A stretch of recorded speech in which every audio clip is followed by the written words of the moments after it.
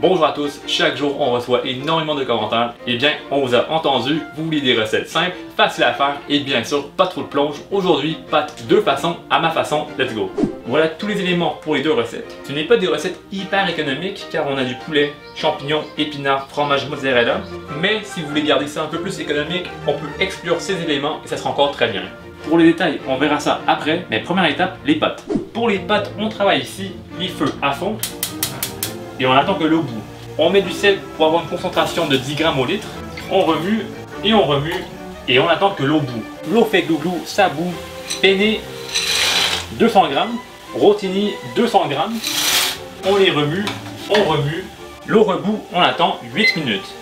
Bon, j'invente rien, c'est écrit 8 à 10 minutes.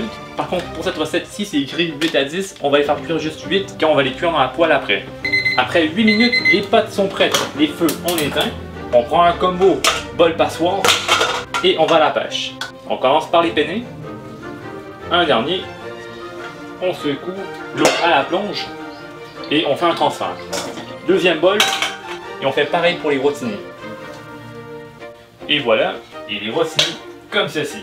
Là, on vole un peu d'eau de cuisson, environ 150 ml. Les deux chaudrons sont de retour propres. Là, on passe aux légumes. On commence par la version rotini.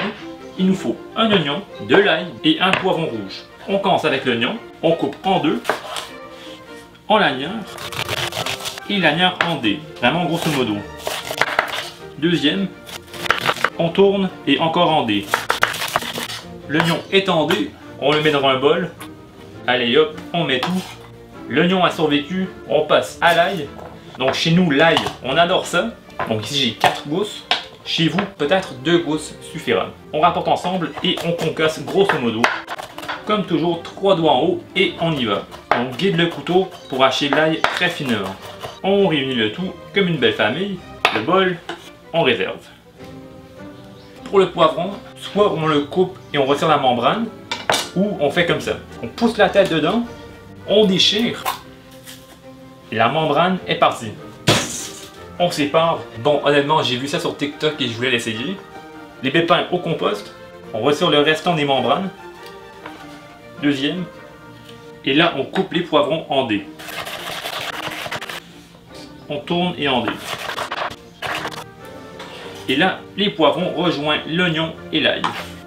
Pour la version rotini, les légumes sont terminés. La planche est revenue propre. Et là, on passe à la version penne, c'est-à-dire champignons, ail et oignon. On commence encore une fois avec l'oignon. On coupe en deux, en lanières, pour ensuite faire des cubes. On pousse, on transporte et on passe à l'ail. On écrase et on réunit. L'ail est bien microscopique et on transporte le tout. Un coup d'éponge et là les champignons. On coupe en lanières un peu large.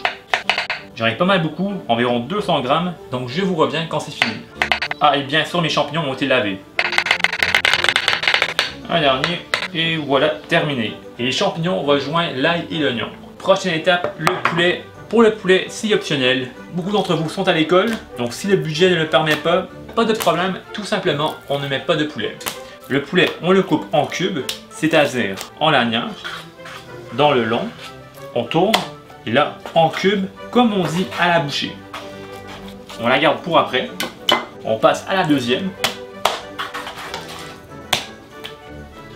Aujourd'hui, j'ai 1 kg de poulet. Et hop, tout ça à la planche. La dernière chose à faire, c'est de transformer ce bloc de fromage en pyramide de fromage. Je m'explique, on râpe. Ça, c'est un fromage mozzarella. J'ai 200 grammes. Mais pour le grammage, c'est à votre choix. Bon, attention aux doigts. Et voilà une très belle pile, c'est exactement ce qu'on cherchait. La mise en place enfin terminée, on commence la version rotini. Le feu, on le met à fond. On va mettre une noix de beurre. Et maintenant que le beurre fond, vu que je filme, je fais la mise en place, j'ai décidé de faire les pâtes à l'avance. Mais idéalement, c'est vraiment maintenant où on fait les pâtes pour que tout soit prêt en même temps. Le beurre commence à faire du bruit. On va mettre le poivron, l'oignon et l'ail. On recouvre le tout de beurre. Le feu, on le bat sur moyen. Et là, on en a pour 2 minutes. On va le faire suer légèrement. Un peu comme moi car il fait 40 degrés dans la cuisine. Après 2 minutes de tourne et retourne constant, on regarde, les oignons sont genre translucides On va mettre poudre d'ail 3 grammes, sel 2 grammes et du poivre 1 gramme. On remue le tout. Ça sent hyper bon. Arrivé ici, on met la moitié du poulet. Bon, on va dire que c'est la moitié. Le feu, on le remonte au maximum. Et on va faire colorer le poulet de tous les côtés. Après grosso modo 5 minutes, le poulet est bien coloré de chaque côté. Il n'est pas cuit, juste légèrement coloré. Le feu, on le met sur moyen. On tourne et retourne. Il a 3 grammes de 4 épices italiennes. On recouvre tout. Pour les éléments liquides, tomates broyées, 500 ml. L'eau de cuisson de tantôt, 150 ml. Avec l'amidon, bien sûr. On recouvre le poulet.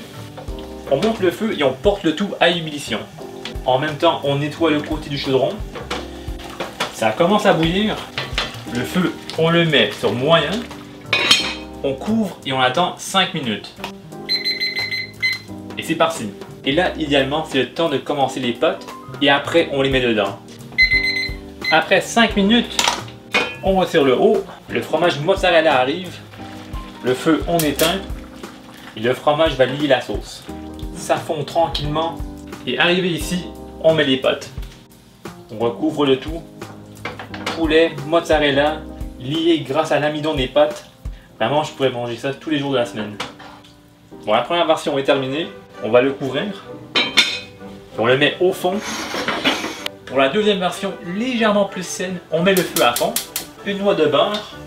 Le beurre chante, on lance l'oignon et l'ail. On recouvre le tout de beurre. Et encore une fois, on va les faire suer. Après 2 minutes, c'est bien sué, genre translucide. Bien sûr, aucune coloration. Le poulet. Là, on veut bien bronzer le poulet de tous les côtés. Comme un touriste à la plage, on tourne et retourne pour avoir une coloration égale. C'est un peu sec à mon goût. Pour la santé, plus de beurre.